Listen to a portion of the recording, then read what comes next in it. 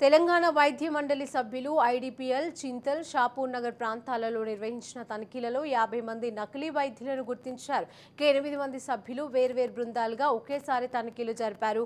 నకిలీ వైద్యులు తమ ఆరోగ్య కేంద్రాలలో రోగులను చేర్చుకొని పెద్ద సంఖ్యలో యాంటీబయాటిక్ ఇస్తున్నట్లుగా గుర్తించారు. తాము వైద్యులుగా పేర్కొంటూ బోర్డు పెట్టుకోవడమే కాక వారికి అనుసంధానంగా మెడికల్ షాప్లో డయాగ్నోస్టిక్ సెంటర్లను కూడా పెట్టుకున్నారని అధికారులు తెలిపారు.